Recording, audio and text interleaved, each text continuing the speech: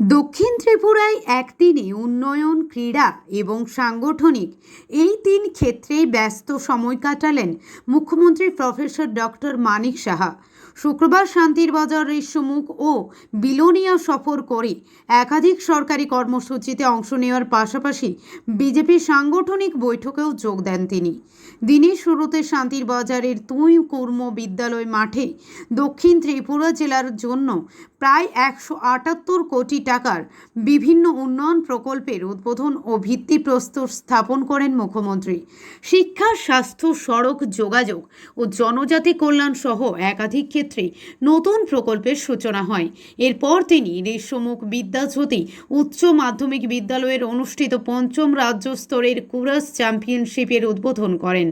উলুধ্বনি ও শঙ্খধ্বনির মধ্য দিয়ে ছাত্রছাত্রীরা তাদের স্বাগত জানান। অনুষ্ঠানে মুখ্যমন্ত্রী বলেন, খেলাধুলা যুব সমাজের চরিত্র গঠন, সুস্বাস্থ্য নিশ্চিত করা এবং আত্মবিশ্বাস বৃদ্ধিতে গুরুত্বপূর্ণ ভূমিকা পালন করে। রাজ্য সরকার ক্রীড়া পরিকাঠামো আরও শক্তিশালী করতে প্রতিশ্রুতিবদ্ধ বলেও তিনি উল্লেখ করেন। পরে দক্ষিণ মতাইয়ে অনুষ্ঠিত নেশামুক্ত প্রিমিয়ার লিগ 4.0 ফুটবল টুর্নামেন্টের সমাপ্তি অনুষ্ঠানে যোগ দেন মুখ্যমন্ত্রী। বেলুন উড়িয়ে তিনি নেশামুক্ত সমাজ গঠনের বার্তা দেন। এদিন তার সঙ্গে উপস্থিত ছিলেন মন্ত্রী শুক্লাচরণ নোয়াতিয়া, জেলা পরিষদের সভাপতি দীপক দত্ত, জেলা শাসক মোহাম্মদ সাজ্জাদ পি সহ অন্যান্য বিশিষ্ট ব্যক্তিরা। দিনের শেষ কর্মসূচিতে মুখ্যমন্ত্রী প্রথমবারের মতো বিলোনিয়ার বিজেপি জেলা কার্যালয় অটল ভবন পরিদর্শন করেন। দলীয় নেতাকর্মীরা তাকে ফুলের তোড়া ও স্লোগানের মাধ্যমে স্বাগত জানান।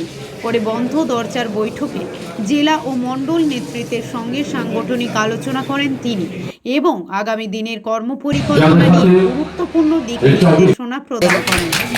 রিপোর্ট প্রতিদিন ত্রিপুরা। ডিস্ট্রিক্ট লেভেলও যাতে শক্তিশালী হয়, সাব ডিভিশন লেভেলও যাতে শক্তিশালী হয়, আমরা কমিউনিটি হেলথ সেন্টারেও যাতে সেই সুবিধা থাকে, আমরা সেই চেষ্টা করছি যাতে রেফার কম হয়।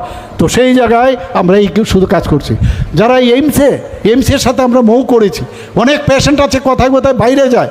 আমি বললাম যে না, তাদেরকে এখানে বসে টেলিকনসালটেশনের মাধ্যমে পেশেন্ট থাকবে, পেশেন্ট পার্টি থাকবে, ডাক্তারবাবু যিনি এই পেশেন্টকে দেখছেন উনিও থাকবেন, আর ওনার কেস শিট আমরা এইমসের মধ্যে স্লট নিয়ে তাদের কাছে আমরা পাঠিয়ে দিই। তারাও যখন কী ট্রিটমেন্ট হচ্ছে সেইগুলো সম্পর্কে জানছে। দেখুন, বসে তারা কিন্তু সব বুঝতে, যদি বলে না আপনারা ট্রিটমেন্ট ঠিক করছেন আর দুটো ওষুধ পাল্টাতে হবে, দেখা যায় আমাদের ডাক্তারবাবুরা যে কাজ করছেন ঠিকই করছেন। এতে করে 5,000 টাকা করে এক একটা টেলি কনসালটেশনে দিতে হয়। আমরা বললাম আমরা সেই টাকা দেবো, আমরা 5,000 টাকা করে আমরা সেটা দিচ্ছি। এখানে আগরতলা গভর্নমেন্ট মেডিকেল কলেজে আপনারা দেখেছেন কিডনি ট্রান্সপ্লান্ট 9টা কিডনি ট্রান্সপ্লান্ট হয়েছে।